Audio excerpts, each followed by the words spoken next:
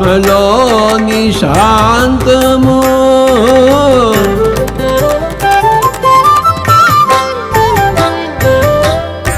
ఆత్మలోని అభయము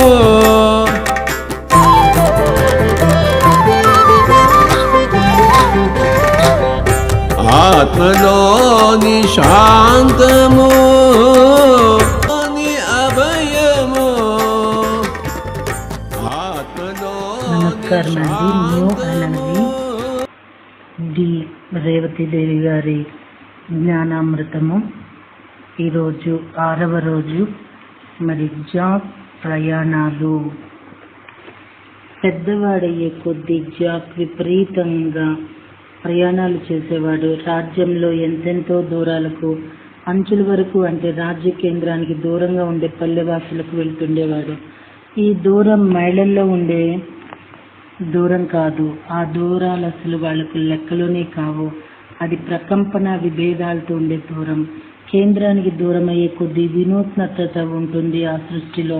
పల్లెవాసులంటే ప్రశాంతంగా దూరంగా ఉన్నట్లుండే లోకాలన్నమాట. అక్కడి స్థానికులను కలిశాడు. కొత్త ప్రదేశాలను, కొత్త అవకాశాలను, లోకాలను, వాటి వాతావరణాన్ని చూశాడు. వాళ్ళు రాజ్యంలోని వాళ్లే గాని కొత్తగా వేరుగా కనిపించారు అతనికి. రాజ్య పొలిమేరల్లో తనకు కనిపించిన కొత్త రకాల చెట్లను, జంతువులను చూసి ముచ్చటపడ్డాడు. తాను తెలుసుకుంటున్నది అతనికి నచ్చింది. విశ్రాంతి తీసుకునేవాడు కాదు. మునుపు ఎన్నడూ తాను చూడని కొత్త ప్రదేశాలను చూడాలని వెతుకుతూ ఉండేవాడు. కనబడ్డ వాళ్లతో స్నేహం చేసేవాడు. ఉన్నది ఏకత్వమే గాని ఆ ఏకత్వపు సృష్టిలో కూడా వైవిధ్యం ఉన్నది. ఒక్కో ఆత్మ ద్వారా ఒక్కో రకంగా సృష్టి జరుగుతోంది. సృష్టి బయట అంచులను ఇంకా బయటకి నెట్టడం మొదలుపెట్టాడు జాక్. అంటే సృష్టిని విస్తరింపజేస్తూ పోయాడన్నమాట. తన అనుభవాల్ని స్పిరిట్కి అందించాడు. అతని ద్వారా స్పిరిట్ ఎంతో కృతజ్ఞతతో, గౌరవంతో తన జ్ఞానాన్ని పెంచుకుంటున్నది. సృష్టి గురించి మనం ఒక విషయం అర్థం చేసుకోవాలి. అది ఒకసారి మొదలయ్యాక అనంతంగా సాగుతూనే ఉంటుంది. ఒక నిర్దిష్ట కోణంలో సృష్టి జరుగుతున్నదంటే అది ఏదో ఒక నాటికి స్తంభన దశకు చేరుకుంటుంది. కొత్తగా చేసేది, తెలుసుకునేది లేకపోవడం వల్ల ఆ స్తంభన దశ వస్తుంది. నిర్గుణిగా, ఏకశక్తిగా ఉన్న మూలంలో తన గురించి తాను తెలుసుకోవాలన్న ఆలోచన, తన సామర్థ్యం తెలుసుకోవాలన్న ఆసక్తి బయలుదేరి దాంతో తొలి సృష్టి ఏర్పడుతుంది కదా. ఆ ఏకత్వంలో జరిగిన సృష్టి ఒకనొక దశకు వచ్చాక ఇక కొత్తదని లేకపోవడంతో స్తంభన దశకు వచ్చేసినట్లయింది. రాజ్యంలో ఉండేదంతా ఏకత్వమే. అదంతా ఏకత్వ వ్యక్తీకరణే. అంటే అక్కడ పరస్పర వ్యతిరేకాలనేవి కనబడవన్నమాట. అంతవరకు జరిగిందంతా ఏకోన్ముఖమైన బహిర్ముఖ వ్యక్తీకరణే. తొలి సృష్టి బహిర్ముఖ వ్యక్తీకరణలో ఉండటం సబబే. దీనిని ఒక కాయ ఉదాహరణతో చెప్పుకుంటే బాగా అర్థమవుతుంది. పిండి దశలో ఉన్న కాయ ముందుగా సైజులో పెరుగుతుంది కదా. అది పెరగవలసినంత సైజుకు వచ్చేసాక అప్పుడు లోపల పండటం మొదలవుతుంది. అలాగే సృష్టి మొదట బహిర్ముఖంగా పెరిగింది. ఇక పెరగలేని స్థితికి వచ్చేసరికి ఏదో ఒక కోణంలో సృష్టి ముందుకు సాగుతూనే ఉంటుంది. కాబట్టి అంతర్గతంగా కొనసాగే దిశగా మళ్ళింది. అయితే ఇంటి మీద ప్రేమ వల్ల, ఇంటిలోని ఆనందం వల్ల స్పిరిట్కి అనిపించింది అంతర్దృష్టితో చూడవలసిన సమయం వచ్చేసిందని. అప్పుడే ద్వంద్వత్వం బయలుదేరింది. చివరి అనుభవం. ద్వంద్వపు పుట్టుకను ఆత్మలు ఎలా ఫీల్ అయ్యాయో టొబియాస్ కథ రూపంలో మనకు చెప్తున్నాడు. మన కథలో కథానాయకుడు జాకే. అతని కథలాగాన్ని చెప్పుకుంటూ మనలో ప్రతి ఒక్కరి కథను చెప్పుకుందాము. జాక్ యవ్వనంలోకి అడుగు పెట్టాడు. త్వరలోనే తను రాజ్యాధిపతి అవుతాడని అతనికి తెలుసు. సింహాసనం ఎక్కాలని తెలుసు. రాజు కావాలని తెలుసు.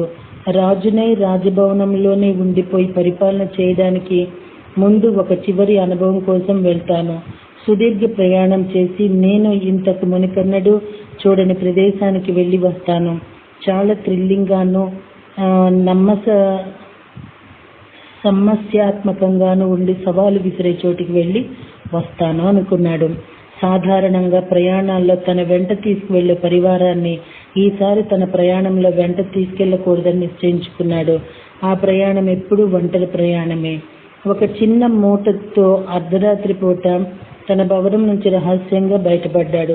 ఇంతకు ముందు చూచిన ప్రదేశాల గుండా సాగాడు. తనకు పరిచయం ఉన్న గ్రామాల గుండా సాగాడు. రాజ్యంలో కొత్త ప్రదేశాలకు చేరుకున్నాడు. ఆ ప్రదేశం చాలా థ్రిల్లింగ్ గానో వేరుగానో ఉన్న అది అహమస్మి రాజ్య పరిధిలో లోపలే ఉన్నది. అయితే జాకీ కొత్త వాటిని చూస్తున్నాడంటే అక్కడి సృష్టిలో వైవిధ్యం ఉన్నట్లే కదా. మరి అటువంటప్పుడు ఏకత్వం ఉన్నట్లు ఎలా అవుతుంది అని ప్రశ్న. వివిధ దిశలుగా విస్తరించటమే సృష్టి యొక్క ప్రధానమైన ఉద్దేశమని, ఆత్మలు ఒకే విధంగా ఆలోచిస్తే ఇక సృష్టి ఎప్పటికీ పెరుగుతుంది. ఒకే తల్లిదండ్రులకు పుట్టిన 3 బిడ్డలు ఒకేలా ఎదగరు కదా. ఒక్కొక్కరు ఒక్కొక్క కోణంలో అభివృద్ధి చెందుతారు. కానీ వాళ్ళంతా ఏక కుటుంబీకులుగానే ఉంటారు. అలాగే తొలి సృష్టిలో ఆత్మలు వివిధ రకాలుగా సృష్టి చేస్తాయి. దానివల్ల ఆత్మల అనుభవాల్లో, ఆలోచనలో కూడా వైవిధ్యం ఏర్పడింది. జరిగిన దాన్ని విశ్లేషిస్తూ కొత్త దానిని రూపాంతరించటంలో సృష్టి మరో అడుగు ముందుకు వెళ్ళింది. తేజోతత్వం ప్రకంపన స్థాయి తగ్గి తేజోతత్వం ఏర్పడింది. అలా కాంతి స్థాయికి దిగాక గాని ఒక రూపం ఏర్పడలేదు. ఈ కాంతి మన భౌతిక నేత్రంతో మనం చూసే కాంతి కాదు, ఉన్నత ప్రకంపనలతో గోచరమయ్యే కాంతి ఇది. అలా కాంతితో ఏర్పడిన ఆ రూపానికి ది గ్రేట్ సెంట్రల్ సన్ అని, మహా తేజో కేంద్రమని, సూర్య కేంద్రమని పేరు. తేజోతత్వంలో ఉన్న భగవంతుడే ఈ మహా తేజో కేంద్రం. ఇది గోచర సృష్టికి నాంది.